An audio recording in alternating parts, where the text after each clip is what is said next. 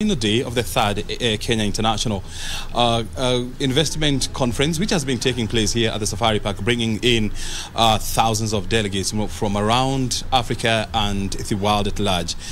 More than 35 trade ministers from around Africa also in Kenya to discuss ways of enhancing trade through the African Continental Free Trade Area Agreement. And so today we're expecting to hear what kind of deliberations have come out of that meeting, and of course how they plan to drive intra-Africa trade going forward. And one of the conversations here has been how to boost intra-Africa trade, bearing in mind that at 17% it is one of the lowest in the world. And stakeholders here have been talking about how to push this number to about 40% by the year 2025. Of course, this is a long shot, but of course with proper political will, this is going to be achieved. Yesterday we had a lot of conversations, even how to deepen trade through innovation and of course the digital space.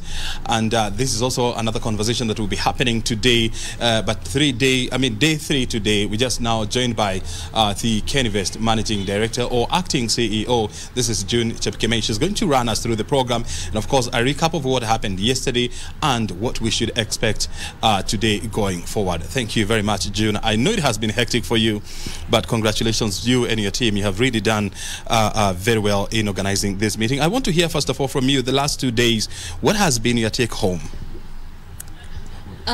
O'Brien, one of the key take homes is that the African heads of state are ready to open up the market. We have the political goodwill, and the policymakers, who are the trade ministers and their principal secretaries, have been given the go-ahead to begin to think of African economic integration. We've been challenged to trade among ourselves the way we used to do before civilization, and now we are ready to run. We are going to work on the infrastructure to connect the continent. We're going to work on payments to ensure that we're able to have seamless payments, and we are going to open up the 1.3 billion people market in the continent. So we want Africans to trade with Africans. Now, that is the cue that we got in day 1 before the ministers retreated. Day 2, we retreated back home as a country, and we asked ourselves, Kenya, are you ready for this? You are the gateway to the continent. Are you ready? So how then do we unlock the potential of the continent? And we have different sessions looking at areas that will unlock this. We started off with conversation with the private sector. We went straight to have discussions on sector specific. One of them was digital trade, and we were asking ourselves, we are known as a country that has positioned itself in terms of digital, and then how do we leverage this and leapfrog this digital trade conversation? We had that. Now, the aspects of water and the leveraging on digital trade to ensure access to water was also discussed. We had a session where we are looking at matters climate change and some of the opportunities that can come as a result of that. And of course, by end of day yesterday, we were ready as a country to have some takeouts, to have some action points to ensure that we take a lead in the Africa integration discussion.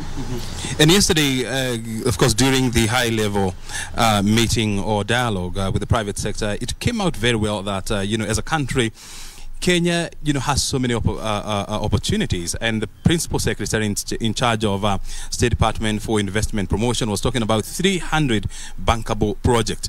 So how do we plan to woo more investors to come and take up those bankable projects? Great, we have bankable projects, and we also learned yesterday that the investors are within country. The Pareto principle of 20-80. 20 are the foreigners, 80 are already in the country. So going forward, we are going to focus on the 80 to ensure that they have awareness of the opportunities that are available, and we are also going to talk to them to understand exactly where they want to invest and how they want to invest for us to now package. As KenInvest, we are taking a step back to listen to the investor and ensure that we have the product that is market fit. Following that, every month we will have dialogues. We are going to launch a program. We're calling it Invest 254 Arena. This is an arena that runs every month, and we're exposing all the opportunities to the investors and supporting them to launch those investments. So that's what we are going to do going forward. We are also taking it online through our Pasha platform to also ensure that anybody looking to invest in the country is a button away. It's a baton away. And of course, investors yesterday also raised the concerns, and they say that it is high time we rolled out one-stop shops in almost all 3 counties in Kenya. Is this a conversation that you are likely to pick up? Great. So we already have a functional one-stop at Kenya Investment Authority and an entire flow, and we are also taking it online. But going forward, if you notice, today's program is focusing on the counties as the new frontiers of investment. We want to encourage each county government to have an investment hub within the county that now speaks or connects to the national investment hub, which is Kenya Investment Authority. Now, in each of those hubs, we have the one-stop center to enable us have seamless facilitation of investors between the national government and the county government. Some counties like Kakamega are already ahead. Counties like Machakos, counties like Makueni are already ahead, and they already have it. So it makes it easier for us to connect and even support the investors as we facilitate them. And the other thing is, of course, how to open up counties for investment through KIPES. And this is one of the flagship projects of the ministry. So how do you think these conversations here will help in the development of KIPES?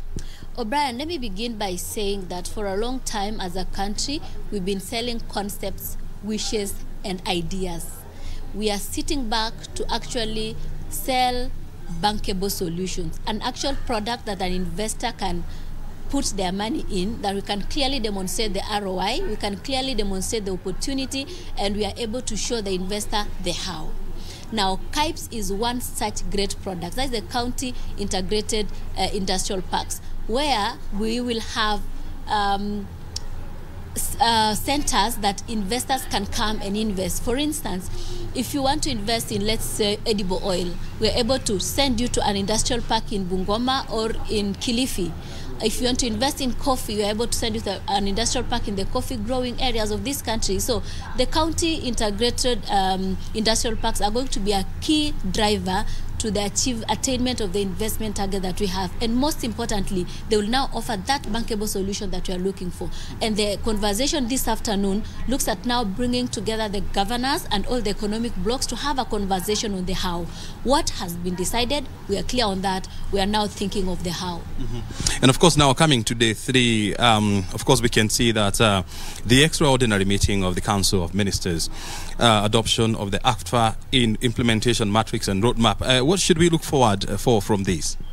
We expect the ministers from the 55 African countries to now share with us their roadmap, basically their work plan, to tell us, based on the conversation we've had, we've listened to the private sector, we've sat down as governments, and we've come up with this plan to ensure that we quickly begin to implement the one African market. So that's the expectation from Windsor today.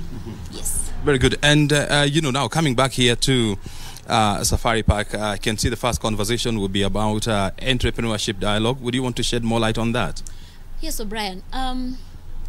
One of the greatest investment that we can have or sell as a country is existing opportunities, existing enterprises. We want to tell our entrepreneurs that, listen, package your investment of your business in a way that you can attract co-investment, you can attract mergers, you can attract even acquisitions. And for us, our enterprises, we are known as an entrepreneurial country. Our enterprises are the low-hanging fruits. If we can build them to attract FDI, then we are able to quickly turn around the investment targets that we want. And therefore, Kenya Development Corporation today is leading that conversation because they are the government arm of co-investment. So you can either invest with us or invest in us. That's the conversation we're going to have this morning. And of course, something else is the country-specific forum. What exactly are we talking about here? So you remember we've had a bit of back and forth with the Chinese traders in the country, and so they've come to us and said, hey, listen, we realize that there's a challenge. Why can't we have a conversation? And this conversation is going to be China versus Kenya. We are the Chinese traders, or rather the Chinese entrepreneurs and Kenyan entrepreneurs, led by Kenya National Chamber of Commerce, to then ask ourselves, what do we need to do to ensure that we are more of partners and less of competitors? That's the conversation that the Kenya-Chinese Forum will have. The Brazilian one, they're still trying to understand our market, and they want to sit with the entrepreneurs to know what are the opportunities, how can we do business together, how then do we progress, and really how do we get into the continent of Africa through our entrepreneurs. Very good. And before I let you go now, I can see also there will be another very interesting conversation here. It's called Wekeza Dada. This is a forum on women in trade and investment. Shed more light on this. So today we are launching Wekeza Dada initiative. This is an initiative targeted at women in trade and investment. We have been, or rather research has shown that before an investor walks into the country, they start by trading. So we would like to now again support our traders to be able to move from trading to investment. And so this initiative will seek to capacity build them, will seek to unlock the markets for them, will seek to position them for investment, will seek to link them with the great mentors, and most importantly, open opportunities for financing. And this is targeted at women in trade and investment. This is what Wekeza Dada is all about. Very good. June, you had been having hectic 2 days. Today is going to be the third day, and of course we can take this opportunity to wish you and the entire KenInvest team all the best in the execution of the hours that are remaining. Thank you very much. I wouldn't have done this had it been for the KBC team that has been camping at KenInvest for the past couple of weeks to just help us walk through the program and help us refine the conversation. And this is a great partnership that we look forward to carrying on as we progress. Thank you very much. Very good indeed. Thank you very much and all the best. Asante sana. Well, June Chepkemei is the acting CEO of Kenya Investment Authority, joining us this morning to help us put into perspective what we expect on this final day of the Kiko conference, and of course the reflections of the last 2 days. Remember, we are here, and of course we'll be tracking all the conversation that will be taking place here, and we're also keeping an eye on what is happening at the Windsor, where trade ministers from more than 35 countries, African countries, are meeting to come up with an implementation matrix of the Africa Continental Free Trade Area Agreement. That is a conversation that we are keeping tabs here.